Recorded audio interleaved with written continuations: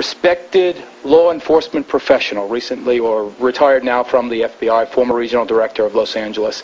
Do you, sir, believe that these dreadful allegations of babies being sacrificed are true? I absolutely believe it, without any doubt. Based on the information that's been given to me across the country by numerous survivors and by confidential sources and informants. Then why don't you name these people and arrest them? Never a name, never an arrest. These women come out of a group and they insist that they know the people in the group, and yet they do not identify these large mysterious cults. Name them and arrest them and get them off the street. Does he not make a valid point? He makes a valid point. The problem with that is, number one, police officers don't believe it. I may believe it. You may believe it. Some people in your audience may believe it. They don't believe it. Number two, if you decide to investigate these people, you have to, number one, handle it from an undercover operation. If you put an undercover operation into effect, then you have, in a sense, your own police officers become involved in these heinous crimes, and they are, of course, become murderers.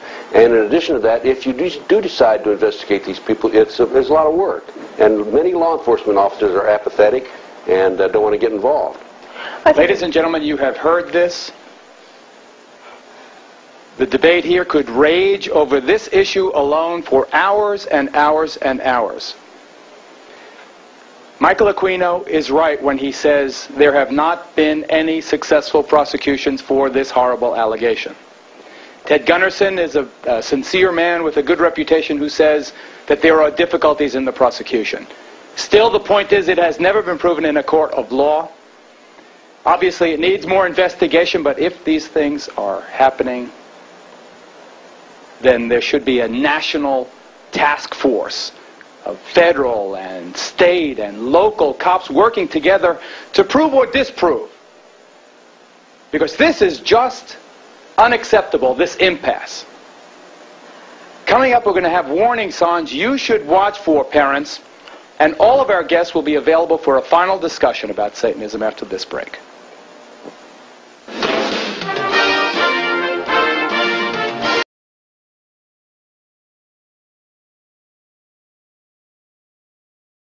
In dealing with the child trafficking situation, now you did relay to me some information, that you were able to see from an inside standpoint of the CIA's knowledge of various traffickers of children, and where they're located. I mean, can you really just talk about that a little bit? What you saw, I mean, from an inside standpoint, so people can really get a picture of this. I was privy to some information and some computer sheets, if you will, looking at the computer board, and I became aware of a couple of things. One, slavery is at an all-time high right now around the world. It's probably greater, or at least tied for the greatest of any other time in the history of the world. That's slavery. We don't realize that because we keep on thinking slavery is a bunch of people on a farm being whipped somewhere.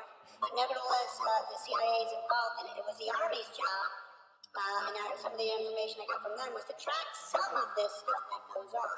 Okay. And children are moved all through the United States, they're moved through Mexico, and they're moved for a number of reasons. Some of them are for sexual reasons, some are for pedophilia reasons, but some are for satanic reasons, and those people will be sacrificed. Various things that go along around the world. And their network of underground is very good. And in fact, they protect these interests very good from local police and local authorities. Stop for a second. I want you to say it one more time. Are you saying that the CIA actually protects some of these individuals from the local authorities? Absolutely. Absolutely.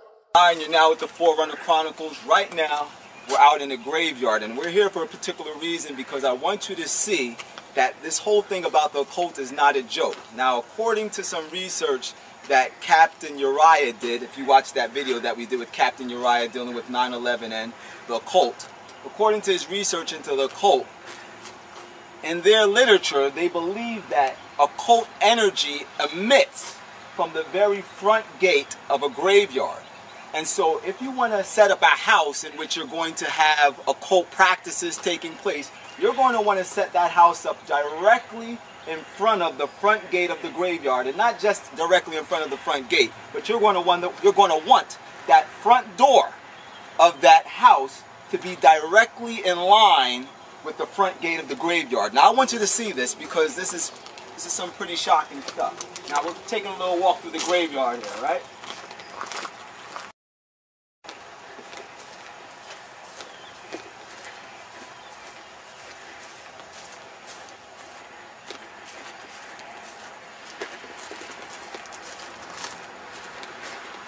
Now here's the front gate of the graveyard, obviously.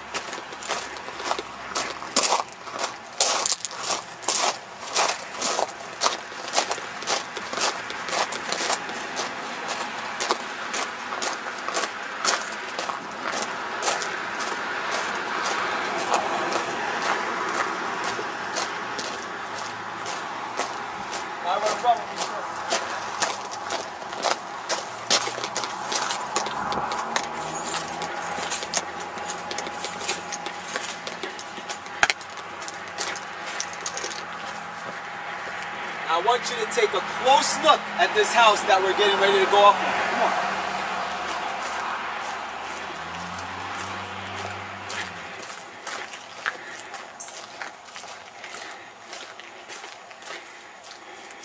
Now, if you get a look at this, this is some pretty sick stuff. I don't know if you can get a close-up on those windows there. They have black curtains covering every window here. Some really sick satin black curtains up there. Looks like something straight out of a vampire movie. We got black coverings over these windows here, and they have plexiglass on the windows. So it's not glass that you can just break with a stone or something here. Now look at this stairwell. And notice, the basement has no windows. Everything's stone. Alright? So if you're going to want to get out of this place, you're going to have to jump from at least the second floor here. So anyhow, let's go up this stairwell here.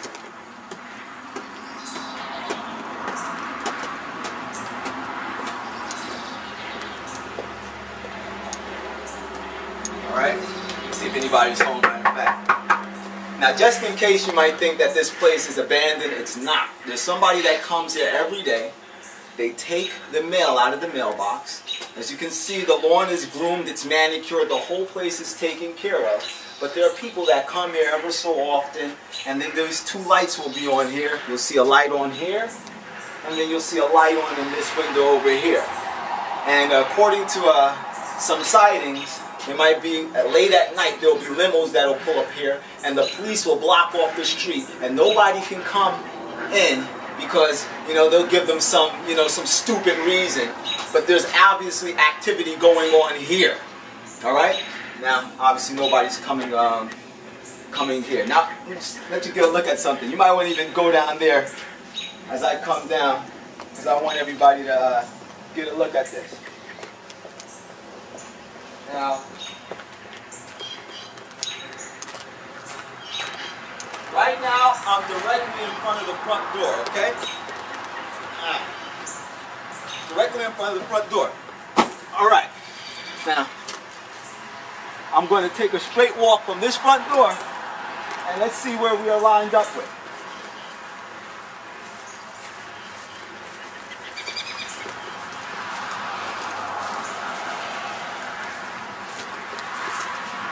Now, as I walk directly from the front door, it's directly in line with the front gate of the graveyard.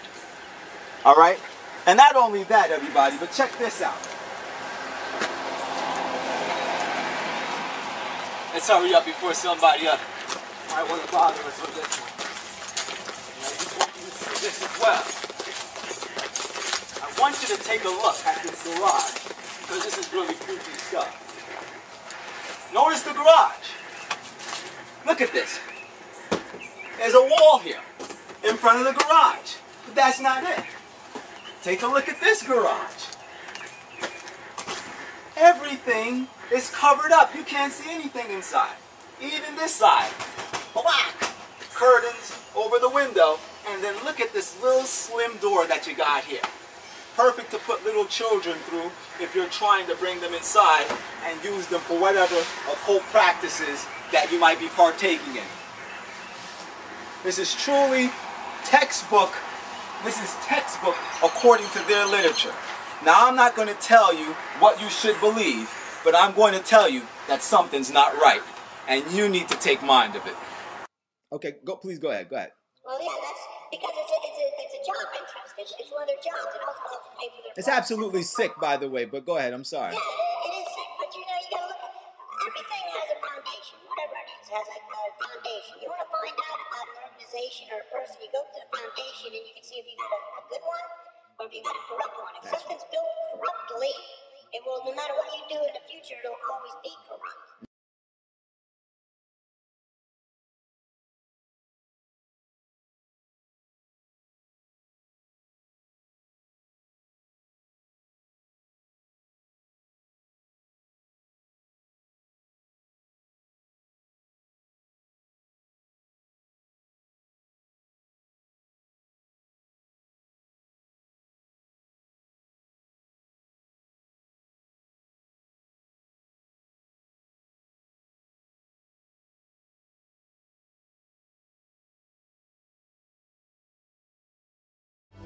I'm Gordon Coulter.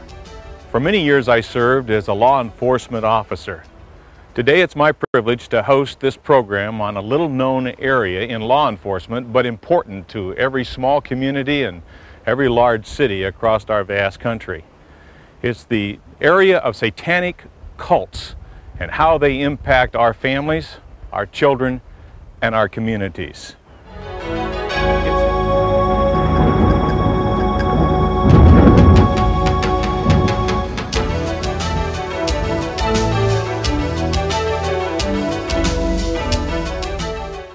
In investigating homicides, there are some very obvious ritualistic markings that will appear on a body that is the result of satanic killings. But some of the markings are a little more subtle. And so what we're going to do is give you an illustration of this on our model and also retrace some of the markings that were in the St. Joseph's case.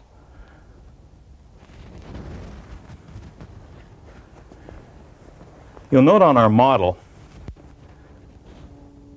that there's oftentimes a cut that goes from behind the ear all the way down to the throat. You'll also notice that on the carotid, this right here would be cut where the blood would have been drained, and oftentimes there's wax laid on it to cover it up afterwards, after the body has deceased. They will also put wax over the eyelids after they're deceased, and so those would be some of the head markings that would indicate a ritualistic killing. Another area that's obvious in these kinds of ritualistic carvings would be the pentagram or the inverted pentagram on the right and the left side of the upper chest. This oftentimes is the signature of the high priest. Another area that you might find satanic ritual carving is in the stomach area. And as was true in the St. Joseph's case, the pentagram or the inverted pentagram was carved right here in his abdomen area. And you'll note again the points representing again the goat's head. Another area we'll want to note is the foot area. And right here behind the ankle bone, there is oftentimes an incision, just as our markings would indicate. And beyond that, on the bottom of the foot, they will sometimes cut the flesh and peel it back. And so you'll also note that. Another thing that is oftentimes done in ritualistic homicides is a penis is placed inside the mouth of the deceased person. Now, as you look at the body of a person such as this, please note each and every one of these markings. You might just see one of the markings. It could be just the carotid, or it might be just the marks behind the ankle, or as obvious as the pentagram. But whatever it is, if you look just a little bit deeper, ask a few more questions, and note to the investigators more information, it could lead to the solution of other crimes that have been just passively sitting on the desk without any clues.